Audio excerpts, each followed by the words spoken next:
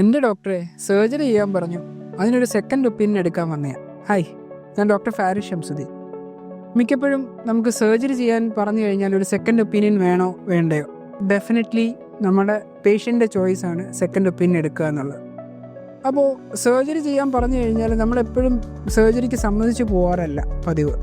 Mainly നമ്മൾ surgery എന്താണ് ചെയ്യുന്നത്, അതെങ്ങനെയാണ് ചെയ്യുന്നത്, അത് കീ ഹോളാണോ അതോ അത് ഓപ്പൺ സർജറി ആണോ, അത് ചെയ്ത് കഴിഞ്ഞാൽ എന്തെങ്കിലും ടെസ്റ്റിന് അയക്കണോ, ചെയ്ത് കഴിഞ്ഞിട്ട് എന്തൊക്കെ റെസ്റ്റുകൾ വേണം, ഇതെല്ലാം നമ്മൾ സർജറി ചെയ്യുന്നതിന് മുന്നേ പേഷ്യൻറ്റിൻ്റെ അടുത്ത റിലേറ്റീവും ഇരുന്ന് ഡോക്ടറുമായിട്ട് ഡിസ്കസ് ചെയ്യണം.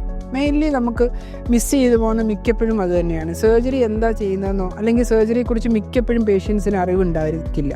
അപ്പോൾ അത് നമ്മൾ ആദ്യമേ തന്നെ സർജറിക്ക് മുന്നേ ഡോക്ടറുമായിട്ട് ഡിസ്കസ് ചെയ്ത് സർജറി വേണോ വേണ്ടയോ എന്നുള്ളത് കേട്ട പോലെ തന്നെ ഇത് എന്താണ് ചെയ്യാൻ പോകുന്നത്, അത് ഓപ്പൺ ആണോ ലാപ്രോസ്കോപ്പി ആണോ, അതേപോലെ തന്നെ കഴിഞ്ഞാൽ എന്തൊക്കെ റെസ്റ്റ് വേണം, അതുപോലെ തന്നെ നമ്മളിതിന് ടെസ്റ്റിന് അയക്കുമോ, ഇത് ക്യാൻസറിൻ്റെ ചാൻസസ് ഉണ്ടോ, ഇതെല്ലാം മുന്നേ ഇരുന്ന് ഡിസ്കസ് ചെയ്ത് അതല്ല ഡോക്ടർ കൺവിൻസിങ് അല്ല കറക്റ്റായിട്ട് പറഞ്ഞു തന്നില്ലേ നമ്മൾ എന്തായാലും സെക്കൻഡ് ഒപ്പീനിയൻ എടുക്കണം. നന്ദി.